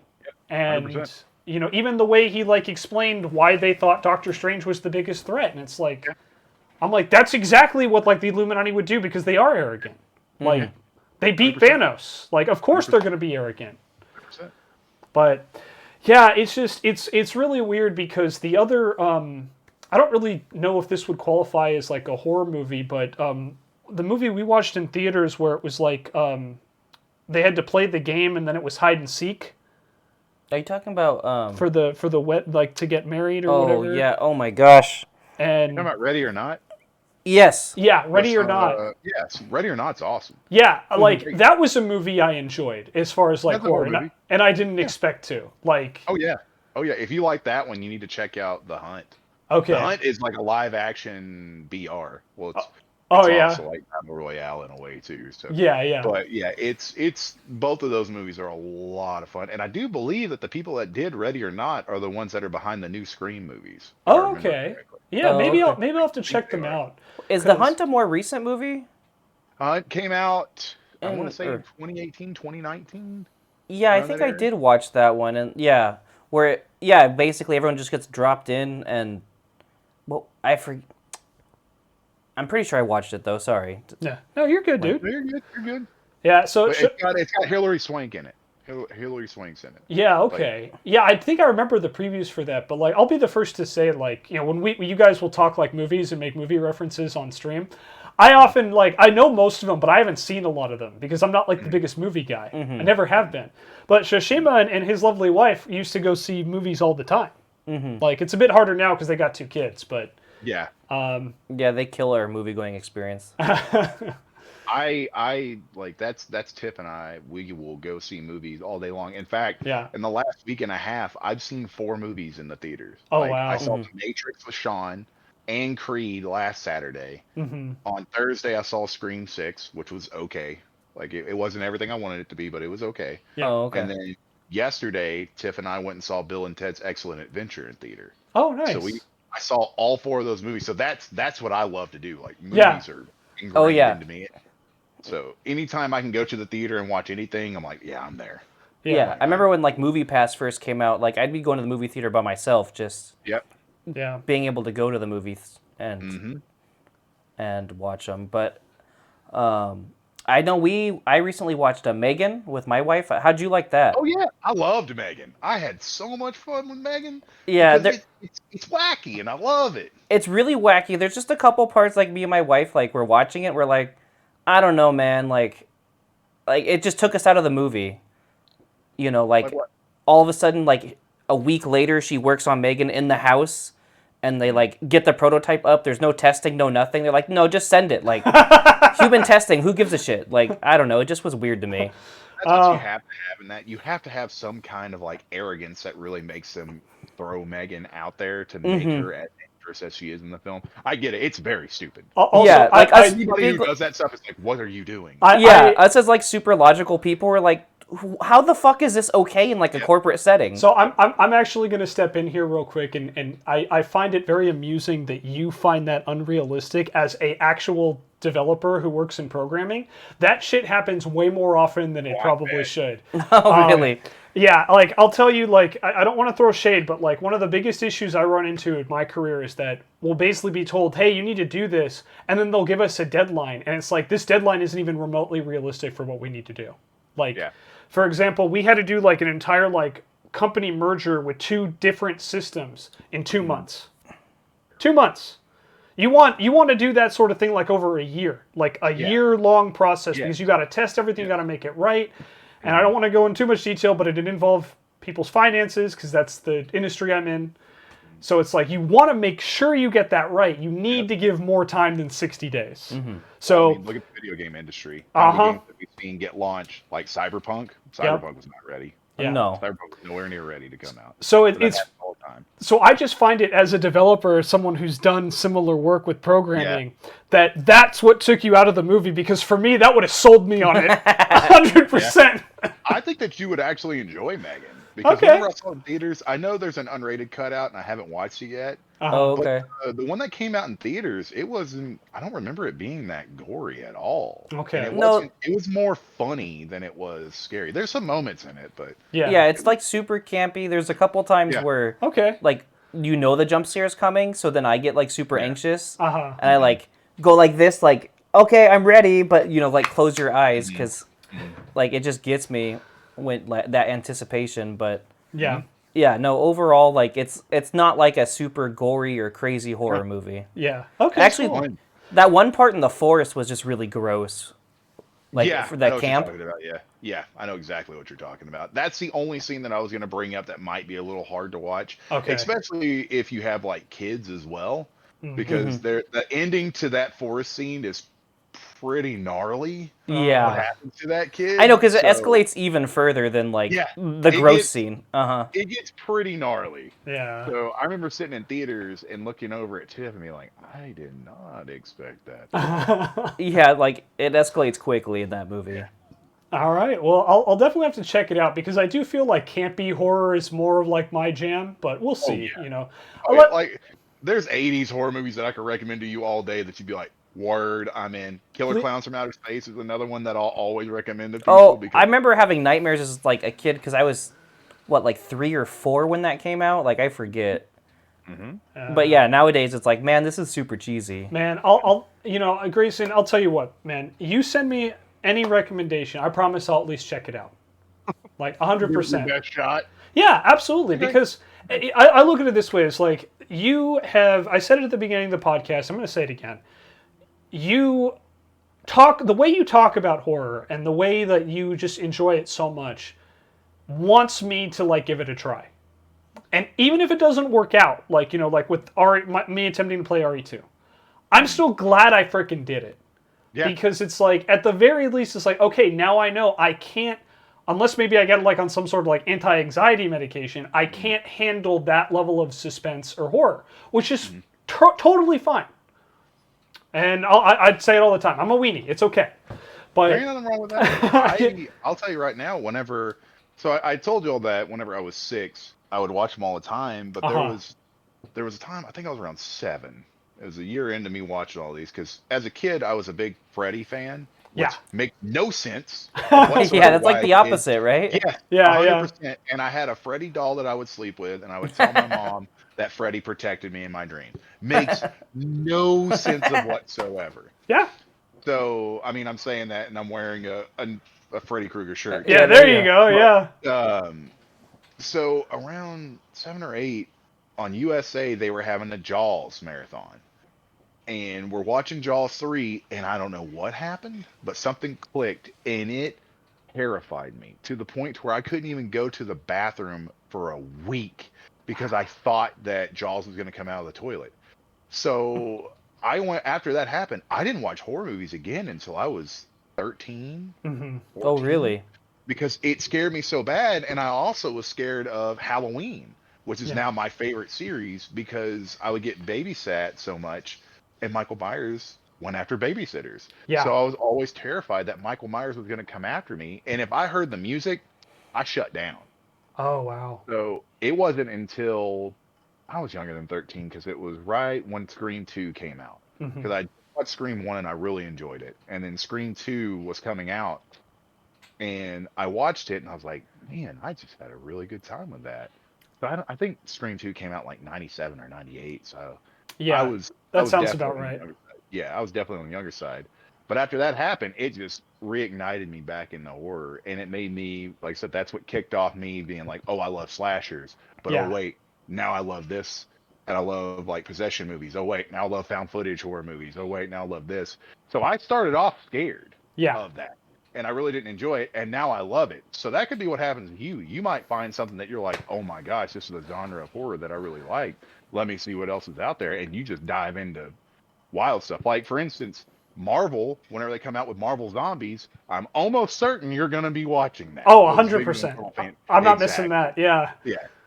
So, Yeah. like, there's parts of horror that you probably enjoy, and you just don't realize, oh man, that was a full-on horror movie. I really loved that. Yeah, and like I'll be fully transparent. I haven't really given it much of a chance because like the times I did watch horror were around the same age as you. Like, you know, we watched like Scream 1 and I'll just never forget the ending scene. I think it was Scream 1 where the two ghost faces are revealed and then they just like start cutting each other. Like, Yeah, that's one. yeah, that was in 1, and that's just a scene that like always sticks out. I've seen like some of the Halloween movies. Freddy Krueger used to terrify the hell out of me. You know, lots of stuff like that. But I haven't really gone back and like given them a serious chance in a long time. And you know, like you said, things change. Your tastes change. You 100%. understand more. And 100%. you know, I don't know. Maybe I'll find something more in it. But it's like again, like I mentioned, I love listening to like you talk horror, Grayson, and you know, I had a great time with Shoshima when he was playing Resident Evil 2 the other night, even though I was like super anxious the entire time. But you know, I don't know, it's like maybe just easing into it, and Yeah, you never know. So you know, it's like easing somebody into Marvel. Like, Yeah. you don't want to just throw them in the end game and be like, here you go. yeah, Like, Yeah. you want to give them at least like 4 films that really capitalize on who Thanos is. Yeah. And really shows like, okay, like here's Guardians, here's a big showing of who Thanos is, and just kind of ease them into it, and then show them the Avengers movies and be like, here's your crew that's going through this, that's going to be going through that. You don't want to just be like, yo, here's Infinity War and here's Endgame. Have fun. You'll love Marvel movies from here on out. Yeah. And you know, a lot of people forget that aside from Iron Man, Phase 1 wasn't exactly what we would call like super well acclaimed. No, not Like, at all. 'Cause you had Incredible Hulk after that. Yeah, Incredible Hulk, you had Iron Man 2, you had Thor, and you had Captain America. And like everyone was kind of like, you know, even like with Captain America, which is like one of my favorite movies, the original one, you know, it was like, it wasn't like a blown away like success, like as far as critics go. And obviously that Not at didn't all. stop the MCU. And like No. a lot of horror films that that you've mentioned, like they're not necessarily what a lot of people would say are necessarily good films, but they're fun and they're enjoyable and they have a very dedicated fan base. So 100%. And I talk to a lot of horror fans all the time, and Yeah. I will be the first one to be like, yeah, I agree. Movie's bad. I love it. yeah. I love it. You know, I'll just say this, because I do kind of want to wrap up. We are approaching almost the hour and a half mark now. But, and I do want to tell you a story to kind of wrap up. But I just want to say this, that like, if you need to know anything about my movie taste, I unironically enjoy Leave Extraordinary Gentlemen. Hey, I'm going to tell you something about that genre of films. Like, that era of films was so much fun. Yeah, it's a fun film. I will say right now, I like that. I love Van Helsing. I Yeah. think they're both fun. Van Helsing's And that another Leave fun one, Extraordinary- yeah. Yeah. Leave Extraordinary Gentlemen, like that's in the horror realm. Like Yeah. it's right there. Yeah, So, it's on the cusp, yeah, for Yeah, sure. yeah. But I'll tell you, I enjoy it. I will never argue it's a good movie. But man, it's fun. And It's fun. in a lot of ways, it's kind of like what the MCU was before the MCU, because you're bringing all these like characters from notable fiction. Yep. So, Yep. 100%. yeah. You can have a bad movie and still enjoy it. There ain't Yeah. nothing wrong with that. Absolutely. Clue is one of my favorite movies. I love Clue. Oh, man. My gosh. So With good. Tim Curry. Yeah. Oh man, I love Clue. I showed that to Tiff for the first time like a year and a half ago. It was Oh, awesome. man. Loved Clue. I hope she enjoyed it, because Oh, she did. She loved it. Oh, She man. loved it. Have you ever seen Clue? No. You need to Oh, watch it's Clue. good. You need Oh, to it's watch good. Clue. Yeah. Have you seen Knives Out? Yes. Yes. Then did you like Knives Out? Yeah. Love Knives Out. You'll love Clue. Yeah. You Yeah, I will haven't watched absolutely- The Glass Onion, but we watched the It's original Knives Out. Yeah, I haven't seen The Glass Onion either, but I need to. It's on my list. I think Glass Onion's okay. Knives Out is definitely the better film, but Okay. Glass Onion- Oh, okay. Hey, man, nothing wrong with that. So, Mm-hmm. but Grayson, man, thank you so much for taking the time. This has been a wonderful conversation. Time flew Yeah. by, but It really did. It went by fast. I didn't know. You told me what time. I was like, what? yeah. Well, and for those that don't know, we literally were talking like a half hour before we even hit record too. Yeah, So, sure. this is literally like the Chad James podcast all over again. Yeah. But Hopefully all the audio recorded. yeah, right. Yeah. Well, the I know. light's been going up. I so know, I've been monitoring, but Grayson, I do want to end though on a more personal note for me, because I had the privilege of meeting both you and Sean on the road trip. You guys did a couple years ago, and I just want to tell you that at the time it was I was going through a really rough patch personally, and. I don't want to go too much into detail, but I don't know if you know, but I have a big old 135-pound dog, Tanner, and he's the light of my life. He's my big old fluffy boy, and at the time, there was a very high chance I was going to lose him, and it was very difficult emotionally. I was struggling with my job, financially, pretty much everywhere across the board. I felt like I was under siege. And I was really stressed out trying to organize like meeting with you guys, because we're kind of like, yes, we're in Southern California, but we're kind of in the middle, like BFN. There's not like a whole lot out here.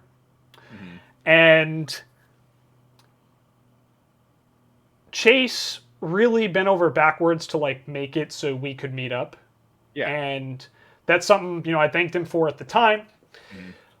But there's the old saying, never meet your heroes. You and Sean were so gracious with your time, with making sure to stop and hang out with us. Meeting little Cooper, Shoshima's son, hanging out with Krauser. We had Tonka Tom. Yeah, the old Tonka Tom. Yeah. Yeah. I remember meeting y'all because I want to say, for some reason, I have this memory that we were talking about the Flintstone movie.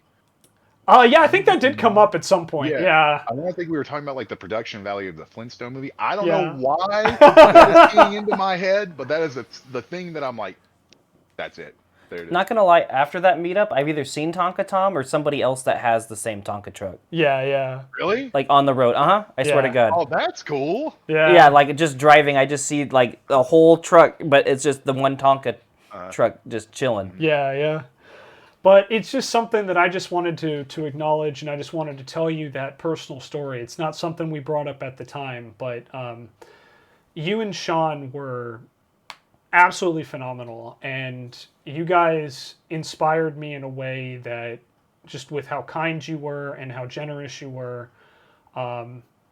it just was really something I needed at that point in my life, and I didn't know it at the time. And so when we make the jokes about like, him wearing like the Hang Time shirt or me drinking from the Hang Time, like just chilling for you guys, it's because I just want to tell you that you really have made such a positive impact.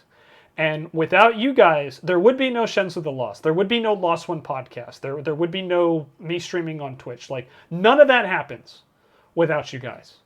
Man, you gonna make me cry on this podcast. What's wrong with you? You can't be doing this. You can't be hitting it you can't be hitting this giant man in his giant heart. Come on. Now. The number of times I've been told I'm going to make somebody cry, I honestly need to start counting a bounty list, because I'm apparently really good at it. But man, you gotta.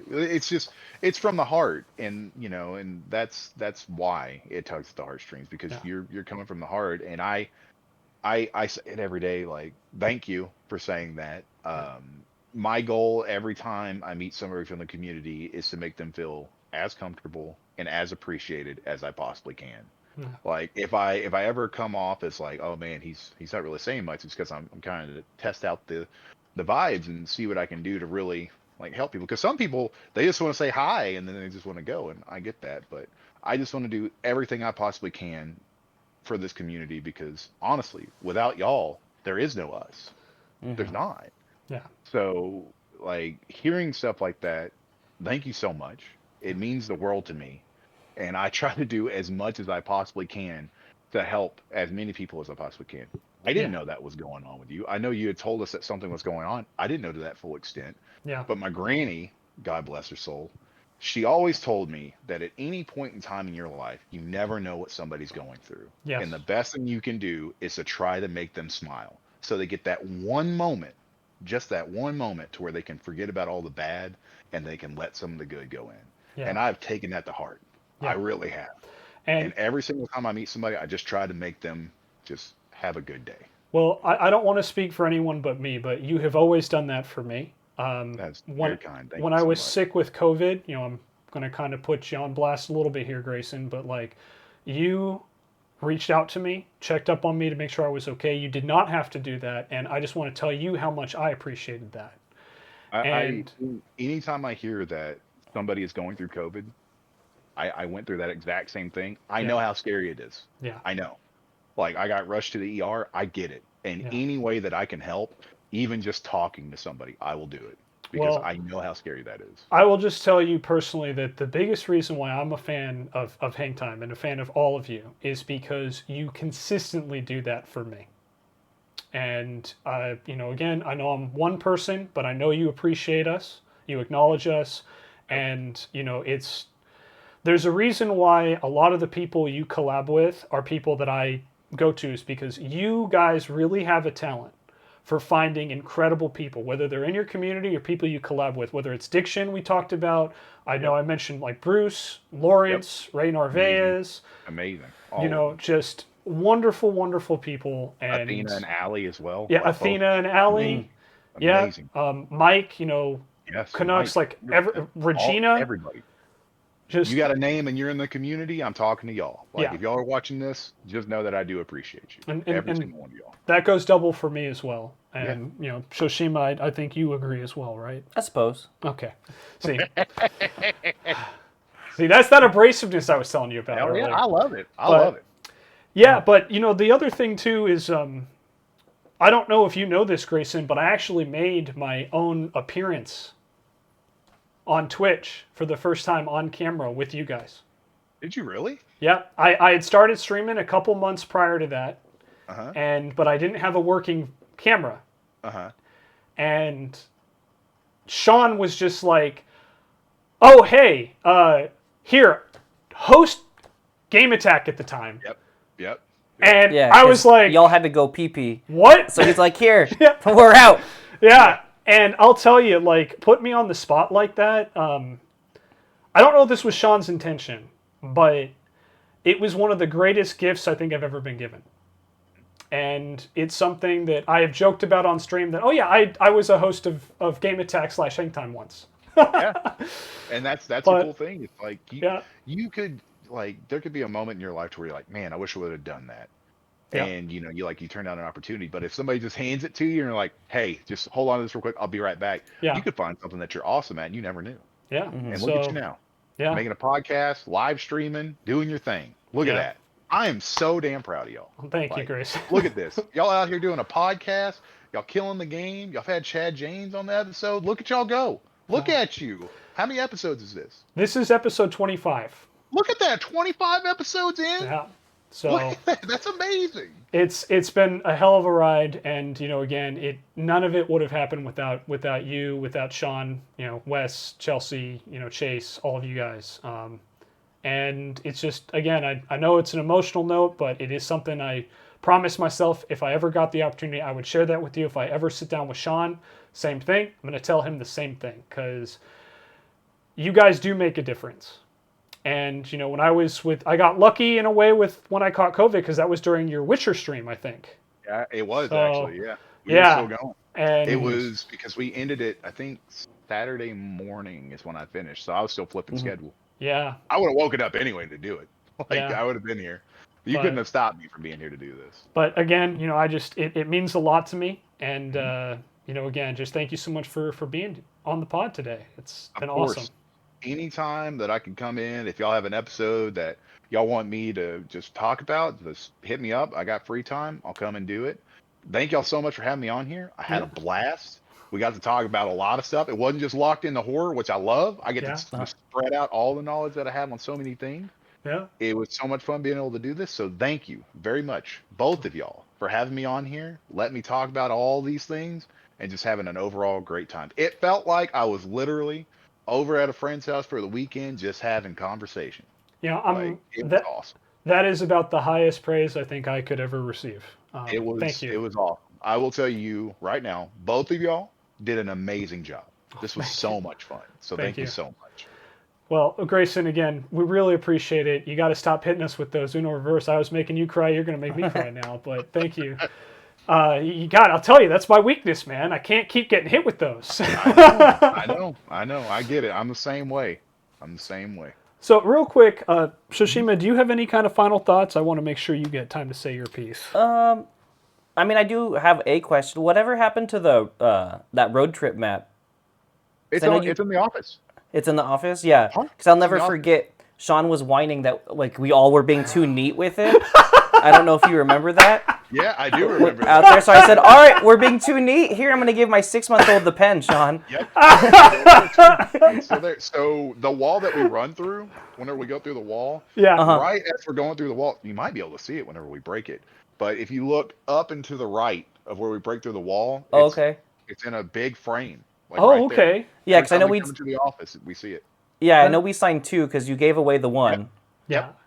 Sure did. but I never remembered whatever happened to that second one. Yeah, I got We you. actually- Oh, you go ahead, Grayson. Sorry. we have it framed, and then we have pictures from the road trip around the border and everything. Like it's really really cool. Yeah. It's the first thing we say every day we come into work. It's awesome. That's awesome. That's cool. But yeah, no, because I mean I went to Ono and everything, but I don't know, just being able to use my son to give Sean shit was pretty great. Not gonna lie. Oh yeah, that's my favorite thing that people do. Any community member that brings their kid and has their kid go after Sean, makes my heart he's phenomenal with children. He is Yeah. so good with kids. And anytime I see Sean interacting with a kid, it just makes me smile because he's great. He Yeah. is great with kids. So anytime I get to see like a community member's kid just light up by talking to Sean and Sean going back and forth, it's amazing. Like Yeah. it's so good. Well, I'm really happy we're gonna finally get Sean versus a 6-year-old. Oh, it'll be great. I'm really looking forward to that. I don't He's know. gonna lose so bad. Oh, right. We're gonna crush him. We're gonna crush He's him. gonna lose so bad. Yeah, but man, yeah, just again, this is a dream come true. This was a professional dream to get to work with you, and it was everything I could have asked for and more, Grayson. So thank you. Thank you so much for having me on once again. This was an amazing time. And I enjoyed it. Since I called my shot last year, I'm going to do it again. There's going to be a point where I'm going to work with you guys. I don't know when it is. I'm still a long way from that, but it's going to happen. I know. I need to start And- pushing you harder to DM them in a D&D campaign. I know, right? Yeah, But, we're still we're gonna have to put that into effect eventually because we still got. It's just hard. Like you got to have a whole campaign built up. Like Yeah. it's a lot. Hey, if you guys ever need a DM, I'm open. I've done it before. He builds up whole and- campaigns we hardly play all the time just for fun. Just saying. Yeah. So, we can talk more about that off recording, but I will throw my name out there. I know it's probably a bit arrogant, but if you don't pick me, no offense. You guys do what you got to do. How are we supposed to know that you even knew anything about it unless you didn't bring it up?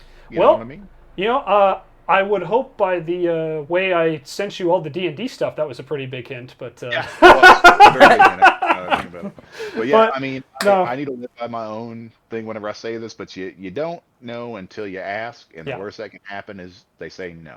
And So I need to go by that because I'm very, very shy to interact with people that I want to work with. But yeah, you just gotta ask, and if they say no, they say no. Maybe you'll find another time. Yeah. well, and you guys got to do what's best for you.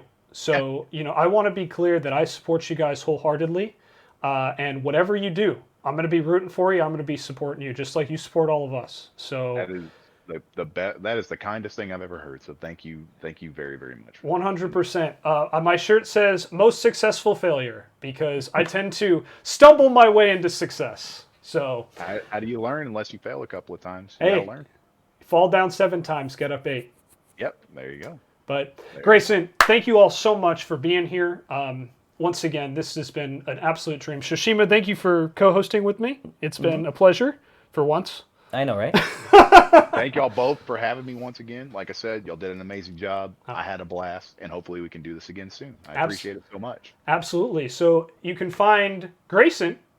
Sorry, I'm pointing at Shoshima, but you can find Greyson on twitch.tv/hangtime. They stream Monday through Friday at 10 a.m. Central Time. That's 8 a.m. Pacific for followers of my channel.